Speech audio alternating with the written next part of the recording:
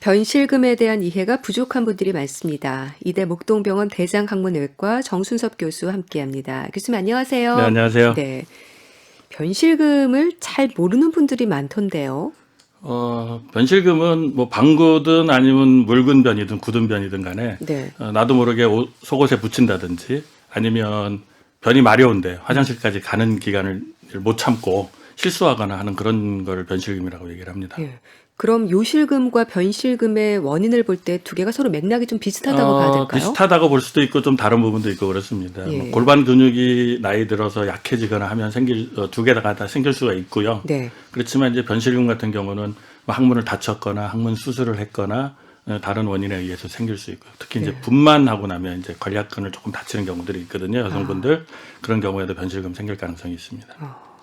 그러니까 출산을 하신 분들 같은 경우는 변실금이 올 수도 있다는 그럼요. 얘기시죠? 젊을 때는 잘 모르시지만 나이 드시면 그 근력이 떨어지게 되면은 네. 증상이 나타나는 경우가 많습니다. 변실금과 요실금이 동시에 오는 경우도 있습니까? 요양병원 이런 데 가서 보시면 예. 이렇게 못 일어나시고 누워 계시는 분들 보면 두 개 다 같이 있는 경우들도 많이 있고요. 네. 또 나이 많이 드신 노인분들, 특히 여성분들은 변실금, 요실금 같이 있는 경우도 있습니다. 변실금이라고 한다면 말 그대로 변이 새는 걸 말하는 거죠. 맞습니다. 네. 찔끔찔끔 새는 건가요? 찔끔찔끔 셀 수도 있고요. 예. 심한 경우에는 아주 변 자체를 자기가 본지도 모르고 있는데 속옷에 이제 나와 있는 경우도 있을 수 있고요. 예. 말씀드린 대로 변이 마려운데 이제 화장실까지 또 가는 기간이 또 참는 시간이 있잖아요. 예. 그 시간을 못 참고 실수하는 그런 경우도 변실금의 하나의 종류로 볼 수 있습니다. 그러니까 변실금이라고 한다면 스스로 조절이 잘 안 되는 거라고 봐야 되는 그렇죠. 건가요? 그렇습니다. 변 조절을 잘 못하는 겁니다, 본인이. 그럼 초기에는 속옷에 좀 묻는 정도로 시작하는 분들이 좀 많으신가 보죠? 증상이 심하지 않은 경우에는요. 네. 뭐 나중에 이제 옷 갈아입고 보면 속옷에 뭐가 좀 묻어 있는다든지, 예. 그러다가 이제 점점 심해지면 냄새도 나고 좀. 그럼요. 예. 나도 모르게 여기 뭐 좀 많이 묻을 경우도 있고요. 예. 또 변 덩어리 같은 게 나올 수도 있고, 그건 증상이 심하면 심할수록 좀 굳은 변까지 실금이 생길 수도 있습니다. 예. 주로 어떤 분들에게 생기나요? 말씀드린 대로 가장 많은 원인은요, 그 분만 후에 관략근 손상인 경우가 많고요. 네. 그 외에도 뭐 당뇨라든지 아니면 척추 수술 같은 거 받으셔서 신경적인 문제가 있는 경우도 있을 수 있고요. 그 외에는 항문 수술이라든지 항문을 다쳤다든지 이런 경우, 또 많은 경우는 대부분 노화 현상으로, 나이 드시면 아무래도 팔다리 근력 떨어지는 것처럼 네. 관략근 근육도 근육이기 때문에 힘이 떨어지면 실금이 생길 수도 있습니다.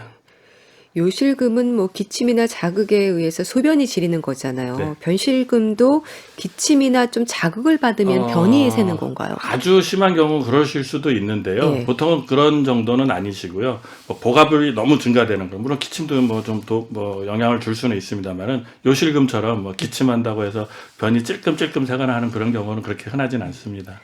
변실금도 항문 질환의 하나로 봐야 됩니까? 그렇죠. 네, 관략근과 관련된 질환입니다. 일단 그 진단은 환자의 어떤 증상에 대한 설명으로 이루어지겠네요. 네, 환자가 변실금 증상을 호소하면 변실금으로 진단할 수가 있고요. 네. 그 외에도 변실금의 정도를 확인하기 위해서 관략근 압력 검사라든지 아니면 관략근이 어디 닿은 데는 없는지, 두께나 이런 문제는 없는지 하는 초음파 검사를 할 수도 있고요. 네. 또 관략근으로 가는 관략근을 조절하는 신경에 문제가 있어도 관략근의 힘이 떨어지기 때문에 변실금이 생길 수 있기 때문에 예. 관략근을 조절하는 신경 검사 같은 것도 할 수 있습니다. 네. 변실금으로 초기에 병원을 찾는 분들이 좀 많으신가요?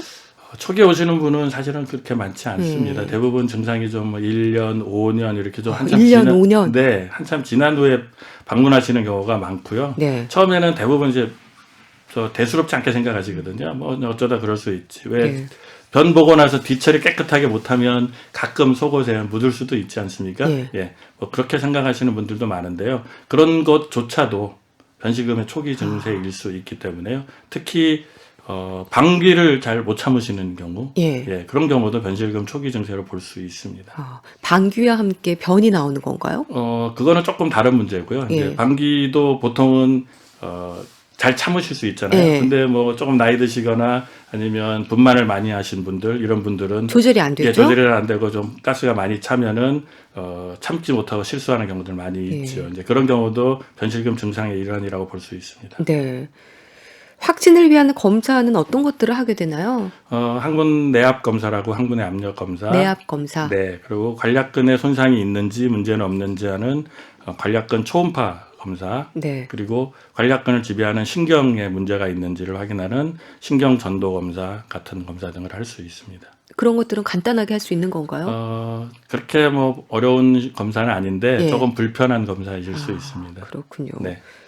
변실금으로 인한 가장 큰 불편이랄까요? 환자분들은 어떤 말씀들을 하시나요? 처음에는 이제 조금 뭐 속옷에 좀 지저분해지는 이런 것들이기 때문에 네. 뭐 병이 아니다, 뭐 나만 그런가 보다 이런 생각하시는 분들이 많은데 점점 심해지게 되면 양도 많아지거나 할 수도 있고요. 네. 또 냄새가 좀 날 수 일단 있죠. 냄새 때문에 네. 바깥 예. 출입을 못 네, 하시겠어요. 그래서 기저귀 차시는 분들도 있고요. 네. 기저귀가 또 귀찮다고 안 차시는 분들도 있긴 하신데 냄새가 점점 심해지면 이제 외출 같은 것도 안 하시려고 하고 예. 아주 심한 경우는 아예 그냥 뭐 집안에 처박혀서 아. 사회랑 이렇게 격리되고 이런 심각한 또 우울증도 유발하고 뭐 이런 아주 심한 증상을 유발하실 수도 있습니다. 그렇겠네요. 네.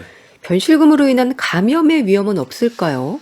감염이라기보다는 아무래도 항문 주위가 변이나 이런 물질에 의해서 이렇게 자극이 되면은 네. 피부가 헐게 되거나 하는 그런 문제들이 생기실 수 있거든요. 네. 예.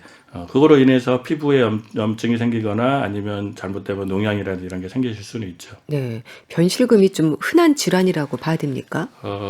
어떻게 보면 흔하다고 볼 수도 있고요. 유병률을 따져보면 통계적으로는 정확한 거는 국내에는 없습니다만 네. 이제 다른 문헌들을 비교해 보면 한 2%에서 한 19% 정도니까 어떻게 보면 아주 적은 질환은 아니죠. 비교적 흔하다고 볼 수 있죠. 근데 말씀을 안 하고 숨기는 분들도 네, 또 네. 계실 것 같아요. 네, 국내 통계를 보면요. 적게만 봐도 한 2%만 하면 인구가 한 5천만 명 보면은 한 100만 명 이상은 되어야 되잖아요. 네. 근데 병원 찾는 분들이 2018년도인가 통계를 보면은 10,000명 내외 정도밖에 되지 않습니다. 그렇군요. 예, 그러니까 많은 분들은 증상이 있어도 그냥 그러려니 지내시는 분들이 많습니다. 아무래도 초기 치료를 해야 될 것 같은데요. 증상에 있어서 단계가 있습니까? 증상은 이제 심한 정도이죠. 처음에는 가스 정도 못 참는 정도일 수 있고요. 네. 그 외에는 이제 좀 더 심한 경우라면 붉은 변이 있거나 아니면 설사를 많이 하거나 하면 좀 뭐 실수를 하시는 경우들이 많이 있고요. 네. 더 심해지면 아예 굳은 변까지도 실수를 하게 되는 그런 경우들도 볼 수 있습니다. 네. 본인의 어떤 불편한 설명 외에 그냥 검사를 통해서 이런 증상의 단계를 또 알 수 있는 건가요? 가장 중요한 거는 본인이 느끼는 증세이시고요. 뭐 스코어링으로 점수를 매기는 그런 경하냐 중하냐를 점수를 매기는 방법도 있고요. 네. 그렇지 않고 이제 검사를 통해서 항문 압력이 어느 정도다, 관략근이 얼마나 손상이 되어 있다, 네. 이런 것들 통해서 경한지 심한지를 알아볼 수도 있습니다. 네. 출산이 또 주된 원인이라고 한다면 여성분들이 또 많으시겠어요? 변실금은 여성분들이 남성보다 훨씬 많고요. 그 이유 중에 하나가 이제 출산, 또 임신하시게 되면 또 복압이 많이 증가되고 하기 때문에 네. 또 골반이 처지게 되고요. 특히 여성분들이 이제 변비를 앓는 분들이 많이 있지요. 네. 이제 그런 분들이 변비가 직접적인 영향을 주는 건 아니고요. 변비 때문에 화장실에 오래 앉아서 막 용을 쓰고 힘을 주고 막 그러다 보면 이제 골반 근육이 아래로 처지게 되고 그거로 인해서 신경이 약간 손상을 받을 수도 있고 네. 근육이 약화되면 이제 변실금이 생길 수도 있고 말씀드린 대로 요실금도 동반될 수도 있고 그렇습니다. 화장실에 오래 앉아있는 습관이 안 좋은 거네요. 오래 앉아서 힘주는 거 별로 좋은 습관 아닙니다. 예. 네. 치액으로 수술을 한 분들에게 변실금의 위험이 높다는 말도 있던데요. 네, 치액 수술뿐만이 아니라 이제 항문 수술을 하시게 항문 되면 수술. 예, 대부분은 그럴 리 없겠습니다만은 가끔 관략근을 손상을 보게 되는 경우도 있고요. 예. 특히 치루 수술을 하게 되면 치루. 관략근을 일부 절개하는 그런 수술을 해야 될 경우가 있기 때문에 예. 그런 경우에는 수술 직후에는 괜찮을지 몰라도 나이를 좀 드시고 시간이 지나서 근력이 떨어지게 되면 증상이 나타나실 수도 있고요. 네. 또 나이 많이 드신 어르신들 같은 경우는 그 관략근 힘이 약한데 이제 치액도 항문에서 어느 정도 그 변자재 역할을 좀 담당하고 있는데 예. 그걸 절제하고 나면 일시적 또는 영구적으로 항문이 약간 좀 헐거워지니까 예. 변실금 증세가 없었던 분이 나타날 수도 있습니다. 그렇겠네요. 자, 변실금에 대한 말씀을 듣고 있는데요. 이제 리포터 동현 씨가 취재한 이제 리포터 동혜원 씨가 취재한 내용 듣겠습니다. 들어보시죠. 제가 소변을 못 참다는 얘기는 들어봤어도 대변을 못 참다는 건 못 들어봤거든요. 근데 대변 신호가 오면 바로 가야지, 안 그러면 실수할 것 같아요. 그냥 변기에 앉아 있자마자 바로 오거든요. 식은땀도 나고 불안해서 밖에서 혹시라도 신호가 올까봐 불안한데 무슨 검사를 받아야 하는지, 이것도 병인지 잘 모르겠거든요. 알려주십시오. 네.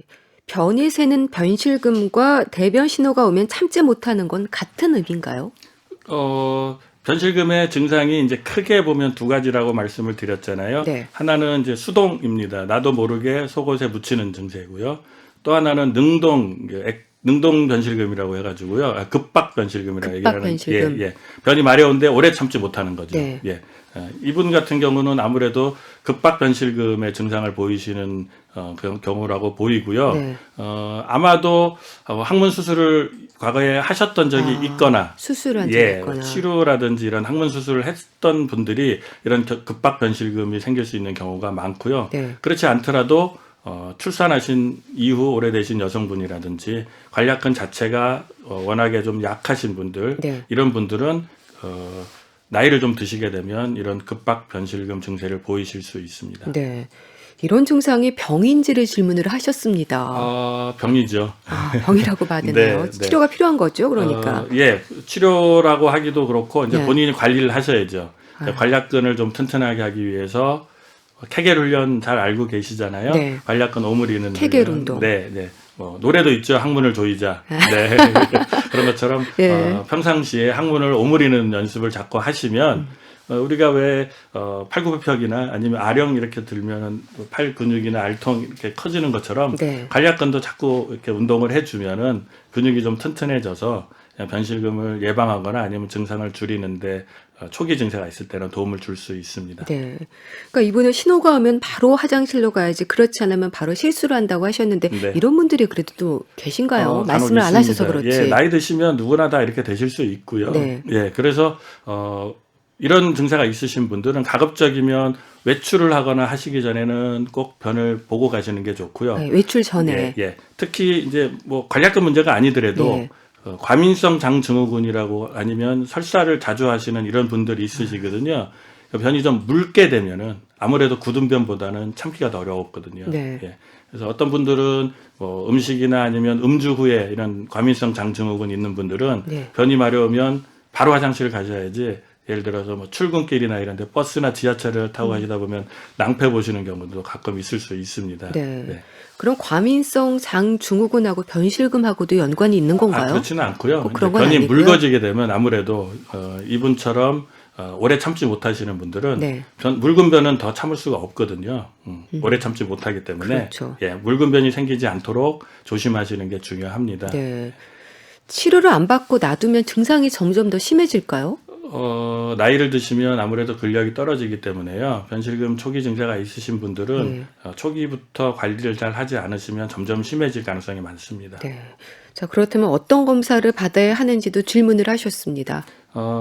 아마도 이런 분 같은 경우는 일단 대장 내시경을 먼저 보시는 게 대장 내시경. 네, 내시경 보셔서 혹시 뭐 장염이라든지 이런 게 혹시 없는지 확인 먼저 하시고요. 예. 대부분은 묽은 변일 때 참지를 못하시기 때문에 그렇거든요. 그 외에는 이제 본인이 식습관이 예를 들어 너무 기름진 거라든지 너무 자극적인 거라든지 아니 음주를 너무 많이 하셨다든지 네. 그렇게 되면 아무래도 변이 묽게 되는 경우가 많으니까 그런 식습관이 어떤지도 한번 조절을 해 보시고요.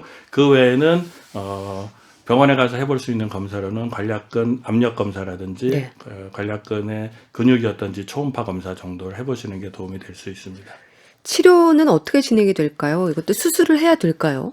대부분은 수술로 치료하기보다는요. 예. 이제 가장 기본적인 게 이제 케겔 훈련부터 케겔 시작하고요. 훈련. 항문 오므리는 연습부터 시작을 하고 그 외에도 음식 조절이나 필요하면 약간의 약물 치료가 필요할 수도 있습니다. 네. 약물은 주로 사용하는 게 이제 설사할 때 먹는 지사제를 너무 장기 복용하면 이제 변이 딱딱해지기 때문에 네. 이틀이나 3일에 한 번 정도씩 드신다든지 아니면 변이 좀 묽어지는 경우가 있으면 그때 하나씩 드신다든지 해서 변을 조금 안전 변비는 아니고 조금 굳게 네. 이렇게 만들어주는 약제를 사용하기도 하고요. 그 외에 바이오 피드백 치료라고 컴퓨터 모니터를 보고 바이오 피드백 치료. 네, 관략근 훈련을 하는 방법이 있고요. 네. 아주 심한 경우는 관략근이 많이 끊어져서 그렇다 그러면 수술을 해야 될 수도 있고 네. 그 외에 관략근을 조절하는 꼬리뼈 신경을 자극하는 천추신경 자극술 같은 치료를 할 수 있습니다. 네. 그런 치료를 하면 좀 효과를 봅니까? 이제 처음부터 관리하시면 효과를 보죠. 예. 그렇지만 100% 아무렇지도 않은 것처럼 완전히 되돌리기는 사실은 좀 어렵습니다. 그렇기 때문에 변실금은 젊으실 때부터 항문 관략근을 잘 소중히 다루시고 배변이라든지 이런 습관이라든지 이런 거를 좀 건전하게 하시고 음식 드시는 것도 좀 나쁘지 않은 그런 음식을 드시고 또 화장실에 오래 앉아 계시는 이런 습관도 버리시고 관리를 해 주시는 게 변실금 예방에 도움이 됩니다. 네. 그럼 그런 예방을 위해서는 항문 괄약근 운동이라든지 생활 습관 개선이 좀 필요하겠네요. 그렇습니다. 네, 알겠습니다. 네. 자, 말씀 잘 들었습니다. 건강점은 yes or no. 오늘은 변실금에 대해서 알아봤는데요. 이대 목동병원 대장학문외과 정순섭 교수와 함께했습니다. 말씀 감사합니다. 네, 고맙습니다.